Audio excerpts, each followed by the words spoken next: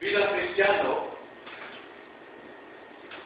mayroon tayong aaminin sa Diyos ngayong gabi.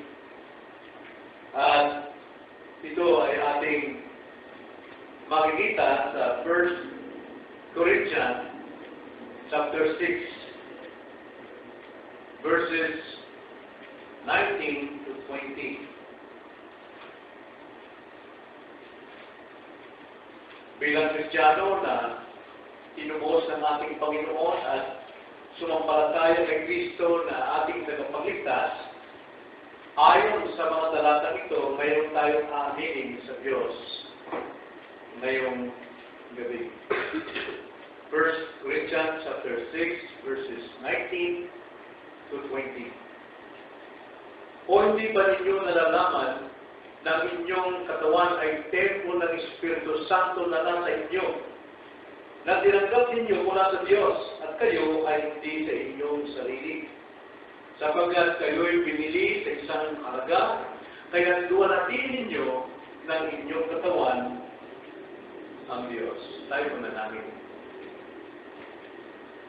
Panginoon, salamat po sa gabi ito na mayroon kaming karayaang tumulong sa inyo sa pananalangin. Tumbay po sa aming mga kapatid na nasa ranta ng bagyong Yolanda sa Leyte. Tungkol din po sa mga iglesia, tungkol sa mga kapatiran sa iglesia nito. Salamat po, Ama, na kayo po ay handang makinig, handang tumugon sa dalangin ng inyong mga tao. Kaya naman, nagpapasalamat kami sa pribilegium ito, sa isang biyaya nito, na kami po ay makalapit sa inyo ngayong gabi. Kung samahan nyo kami sa aming pong pagkukulay-kulay ng inyong mga salita. Kung kami dalangin sa pangalan ng Panginoon Jesus. Amen. So, anong dapat natin aminin sa Diyos na sinabi ng Apostol Pablo sa mga talatang ito? Well, meron tayong aminin at ito ay aminin natin ikaw ay okupado ng Diyos, ikaw ay pag-aari ng Diyos, ikaw ay obligado sa Diyos. Una, tingnan natin at aminin natin bilang Kristiyano, ikaw ay okupado ng Diyos. Verse 19, hindi ba ninyo nalalaman na inyong katawan ay templo ng Espiritu Santo na nasa inyo? Na tinanggap ninyo mula sa Diyos at kayo ay hindi sa inyong sarili. Pag sinabing okupado ng Diyos, nakuha ka na. Wala nang bakante sa iyong sarili. Ikaw ay okupado, puno, at wala nang lugar para gawin ang nais natin gawin sa ating mga sarili. Katunayan, sinabi na rito na ang katawan ninyo ay templo ng Espiritu. Banal na Espiritu. At hindi lang templo, kundi nasa loob mismo ang Espiritu ng Diyos. At sabi diyan, inyong katawan ay templo ng Espiritu Santo na nasa inyo. At ito hindi buhat sa ating pagsisikap, kundi ito'y kaloob o natanggap natin ito mula sa Diyos na ikaw ay may panganak na muli. Ang pagkakaroon ng Espiritu Santo sa ating buhay, ito'y hindi pinaghihirapan, ito ay kaloob. Kaya wala tayong lugar sa ating sarili na tayo ay magputos sa banal na Espiritu. At ang ating pagiging okupado ng Diyos, pagkakaroon tayo ng bilang templo ng banal na Espiritu at pagkakaroon ng Espiritu Santo sa ating loob, ito'y bunga ng panalangin ng Panginoon sa kanyang mga tao. Tingnan niyo ang sabi sa Juan 14. Versikulo 16 hanggang 18. Ganito ang sabi. Ako sa pito ng Panginoon ang kanyang mga alagaan, at ang sinabi niya, at hihingin ko sa Ama, at kayo'y bibigyan niya ng isa pang pang-aalim upang makasama ninyo siya magpakilanman. Ito ang espiritu ng kalokohanan na hindi kayang tanggapin ng sanlibutan, sapagkat siya'y hindi nito nakikita o nakikilala man. Siya'y nakikilala ninyo sapagkat siya'y nananatiling kasama ninyo at siya ay makaka sa inyo. Hindi ko kayo iiwang nag-iisa. Ako'y darating sa inyo.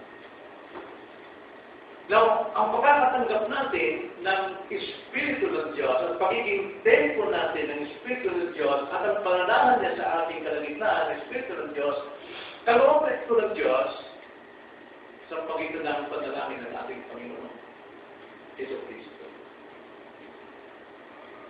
Ang sabi niya rin sa 16, hihingin ko sa Ama.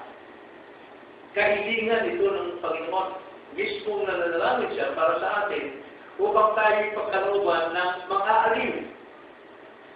At ang mga aliw na yon, hindi basta minsan lang, hindi tulad sa Old Testament, dati bago lang yung Espiritu Santo. Ito'y nasa loob natin. At ang sabi ng Panginoon, ito'y makakasama ninyo magpakilanman. Kaya na, yung pangako ng Panginoon na hindi ko kayo iiwan, hindi talikuran man, talagang totoo dahil ang Espiritu ni Cristo, ang Espiritu Santo, ay nakatira sa ating loob. At ang Espiritu ito ay Espiritu ng kalokohanan. Kaya dapat bilang tayo ng templo ng Diyos, okupado ng Diyos, dapat wala tayong lugar para sa anumang kasinungalingan. Dapat bilang tahanan ng Espiritu Santo, dapat namumuhay tayo sa kalokohanan. At ang Espiritu nito ay hindi nakikita o nakikilala ng sanlibutan. Sapagkat ang buhay ng mga tao ay nasa kasinungalingan. Diba ngayon maraming naghihirap na sa mga kalawindahan. Pero mayroon pa rin mga taong nag-aakot ng mga rebulto na bumuhay pa rin sa kasinungalingan na hindi yun ang kanilang nagapagligtas. Pero kung ating piligan ng banal na kasulatan, yun ay sanhi ng galit ng Diyos dahil sa pagsalpa sa Diyos. Hindi nila nakikilala dahil hindi nila nakikita. Pero tayo, ang sabi nito sa banal na kasulatan, ang sabi nito, siya'y nakikilala ninyo sapagkat siya'y nananatiling kasama ninyo. At siya ay mapapa sa inyo. Hindi lamang siya nananatili sa atin. Sabi sa John 14, siya'y mapapa sa atin pa. Yung katotohanan. Kaya nakikilala natin ang Diyos dahil mayroong katotohanan tayong nakatira sa atin. At mayroong mga aliw. At ang sabi sa verse 18, hindi ko kayo iiwang nag-isa. Ako'y darating sa inyo. Paano na lang, halimbawa, kung Kristiyano, wala ang Espiritu sa ating puso, sa ating buhay, na umaalim sa atin. Mangyayari tulad tayo ng mga tao ngayon na walang pag-asa. Gagawa tayo ng hakbang na labang sa kalooban ng Diyos. Gagawa tayo ng hakbang para sa ikapapahamak natin. Pero salamat na lamang sapagkat mayroon tayong kaalipan sa ating puso. Mayroong kasiyahan, mayroong kakontentuhan, mayroong kagalakan na sa kabila ng ating kalagayan, ngayon alam natin mayroon tayong pag-asa. Ang sabi ng Panginoon, hindi ko kayo iiwan at ako'y darating sa inyo. So kung gano'n, unang-unang dapat nating aminin, ako'y okupado ng Diyos. Ikaw ay okupado ng Diyos. So walang lugar sa ating puno tayo para tayong pinagkilaan na sakyan na okupado mo na, wala nang maaaring makuha sa iyo. At bilang ikaw isang okupado rin sa sakyan, wala ka nang dapat gagawin na para sa iyong pansarili. Kung di gagawin, kung na gagawin ng Diyos nang kumukupa sa iyo. At hindi lang yun, ang aminin natin ngayong gabi, ikaw ay pag-aari ng Diyos. Okupado ka, na makatay pag-aari ka ng Diyos sa ating text. Kayo'y hindi sa inyo sarili, kayo ay binili ng halaga. Ang sabi niya, hindi na ikaw sa iyong sarili. Ikaw ay sa Diyos. Kung Kristiyano ka. Ikaw ay binili ng halaga. Ano kayang halaga ito na pinambili sa atin? Si Apostol Pedro may sinabi sa unang Pedro Kapitulo 1, versikulo 18-19. Ito ang sabi. Lalalaman ninyong kayo'y tinubos mula sa inyong walang kabuluhang paraan ng pamumuhay na binala ninyo sa inyong mga ninuno. Hindi ng mga bagay na nasisira tulad ng pila o pinto, kundi ng mahalagang dugo ni Kristo, gaya ng sa korderong walang kapintasan at walang dungis. 1 Peter 1:18-19. Ikaw ay pinili ng halaga. Yung binili dyan ay tinubos. Tinubos mula doon sa ating pagkakakidnap kay Satanas at sa kanyang kampon. Itigap tayo patungo sa kapamakan. At ang sabi dyan, mula sa inyong walang kabuluhang paraan ng pamumuhay, tinubos tayo ng Diyos. At hindi lang yun, ang sabi rito sa 1 Peter chapter 18:19, ikaw ay tinubos mula sa paniniwalang binala ninyo sa inyong mga pinuno. At ang pinagtubos, verse 19, ay hindi pila sa ito, kundi ang dugo mismo ni Kristo. Napakalaga nun. Kaya kung tayo pag-aari ng Diyos na tayo tinubos ng dugo ni Kristo, na ang dugo ni Kristo talagang wala itong katumbas na lagay. Dapat, ang masusunod sa ating buhay ay ang Espiritu ng Diyos. Sapagkat siya ang naninirahan sa atin. Naroon natin pagka binanggit natin ang Espiritu ng Diyos, alam natin kasama ang Trinidad. Ang Ama at ang Anak, sapagkat hindi pwedeng maghiwalay yung tatlong yun. Nakikilala sa tatlong persona. Laging, pag sinabing sa anak, ang Diyos ay ang anak ay sumasa inyo, alam natin, andun din ang Ama, andun din ang Espiritu. Hindi pwedeng maghiwalay nyo. Pero marami ng aral na parang hiwalay yung tatlong ito. Kaya nga, dapat ang masunod sa ating buhay ay ang Diyos. Sa katauhan ng Espiritu, sapagkat nahitig ko ng Espiritu. Bakit dapat ang Espiritu masunod sa atin? Sapagkat tinubos tayo ng mahalagang dugo ni Kristo. Ang dugo ni Kristo, ang sabi dito sa ating binasa, ay tulad ng korderong walang kapintasan na tulad dumis. Sa Old Testament kasi, napakahigpit ng Panginoon pagdating sa pag-ahandog. Dahil ang paghahandog sa Old Testament, ito'y lumalarawan sa ating Panginoon. Kaya dapat, ang paghahandog nila ay katulad ng Panginoon na walang duwis at walang kapintasan ng kordero. Kaya kung may kapintasan ng kordero, napuput ang gusto. Hindi siya nalulugod sapagkat sinisira ang totoong paglalarawan nito sa darating na tagapagtuos na walang ibang kundi si Kristo. Kaya, ang Lord hindi na nalulugod sa mga Hudyo na naghahandog ng mga yung kapintasan. Alam natin, sumalakay, di ba? Sumalakay na. Atong sila ng mga pilay, mga bulan, mga sakang, ay hindi naglulugod ng Panginoon. Kaya, tulad ng Old Testament, ang kordero ay walang dungis, walang kapintasan, yun ang dugo ni Kristo. Si Kristo hindi walang dungis at walang kapintasan. Kaya dapat, ang masunod sa buhay natin ay ang Espiritu. Kaya sino mang ginagabayan ng Espiritu, siya ay puspos ng Espiritu.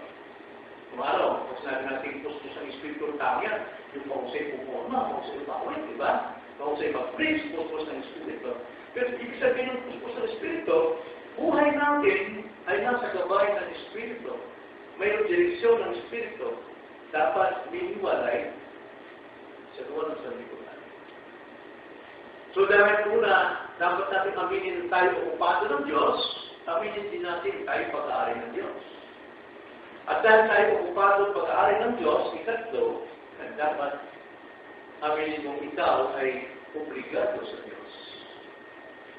Sa ating text. Sapagkat kayo binili sa isang halaga, verse 20, kaya tuwalatin ninyo ng inyong katawan ang Diyos. Ang sabi nito sa ating binasa, luwalatin ng Diyos. Bilang tayo ay okupado ng Diyos, pag-aari ng Diyos, obligado tayong magluwalhati sa Diyos. At ang pagluwalhati sa Diyos, na ating makikita rito, kaya sabi, ng inyong katawan. Hindi sinabi ng inyong mga labi. Pwede tayo magluwalhati sa Diyos at magiging pakuli ng ating mga labi. Pero ang utos dito ay ng ating katawan.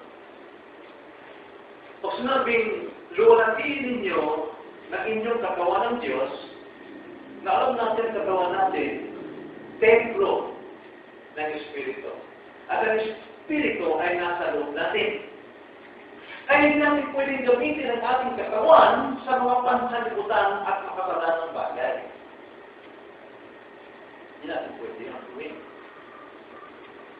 Halimbawa, total, may kasabihan na, total wala namang kaunay, Espiritu sa katawan mo, pwede akong inom. Pwede akong magdag. Yun yung doktrina ng mga ascetism, mga ascetic yun. Panahon pa ito ng Colossus. Mga naniniwala na ang katawan ay makasalanan, ang Espiritu banal. Kaya hindi pwede magsama ang Espiritu at katawan. Dahil ang Espiritu banal, hindi pwedeng manirahan sa masamang katawan. Kaya hindi sila naniniwala na si Kristo nagkatawang tao. Kung magkatawagin ng ascetism. Ngayon, sa mga doktrina nito, ascetism, sa kanila, mayroon silang Espiritu, may buhay, pero yung katawan nila, pwede sa pangangalo niya, pwede sa drug addiction, pwede sa paglalasing, kasi wala ng kaunay ng Espiritu. Kaya ang kapilibili na dito, nasabi, luwalatin ninyo ng inyong katawan. Bakit? Sapagkat ang katawan natin ay tirahan ng Espiritu. Hindi pwede maghiwalay yun eh. Pag-aaral ng Espiritu. Kaya hindi natin dapat na ganito, pag-aaral Sunday, sa basketball, pag-aaral ng pagsamba, banalin natin ang ating katawan. Yun ang ating dapat ihandog sa Panginoon. Tayo ay magluwalhati sa Diyos ng ating katawan. Ngayon, kapag katawan natin ay dinadala natin sa iba't ibang mga bagay na hindi para sa Diyos, lalo sa araw ng Diyos, ay mamimigati yung Espiritu. Bakit? Ang Espiritu ay nasa atin. Espiritu ng Diyos.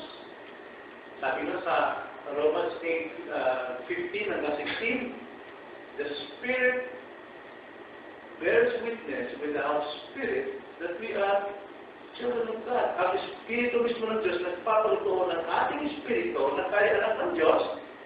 At yun ang maraming sinasabi ng Espiritu Santo kapag tayo may ginagawang makbang, nagsisinungaling tayo, nagpupungaling tayo. Alam natin yun sapagkat dinidiktahan tayo sa ating konsyensya ng Espiritu ng Diyos, mali ang ginagawa mo. Pero habang ginagawa pa rin natin doon, yung mga bagay na mali, nagiging maliit ng ating pakiramdam sa Espiritu. So, paano namimigati ng Espiritu Santo ang Espiritu ng Diyos sa atin? First Thessalonians, chapter 5, verse 16. Isa yun, isa ito sa mga talata na dapat natin bigyan ng pansin. Ang sabi dito sa verse 16, First Thessalonians 5. Magalang kayo lagi. Na ang context dito, Christian. Alam mo, ikaw kahalan ng Espiritu Santo. Magalang kayo lagi. Manalangin kayong walang pati. Sa lahat ng bagay, magpasalamat po sapagkat ito ang kalooban ng Diyos kay Kristo Jesus para sa inyo. Yun ang kalooban. Yun ang kalooban ng Espiritu Santo sa atin. Huwag ninyong patayin ang ningas ng Espiritu. Huwag ninyong higatiin o hamahin ang mga pagpapayag ng propesya. So, mapapansin natin ito na kung tayo ay laging nalulungkot na parang walang pag-asa, namimigati ang Espiritu Santo sa atin. Ikalawa, kung di tayo nananalangin, dahil dinadama tayo, namimigati yung Espiritu Santo sa atin.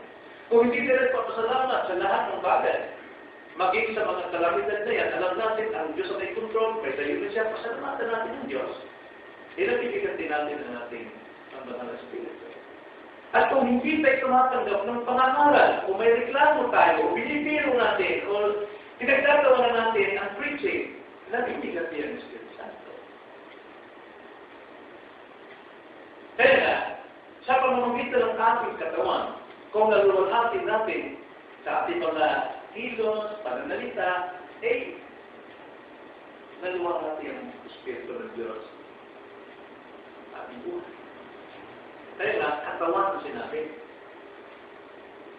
Dahil ang katawan ito ay pag-aari ng Diyos. Kaya obligado tayo sa Diyos. Kung kay Kristiyano, obligado tayo magluwalhati sa Diyos sa magitan ng katawan ng Espiritu. Now, ano uri ng katawan?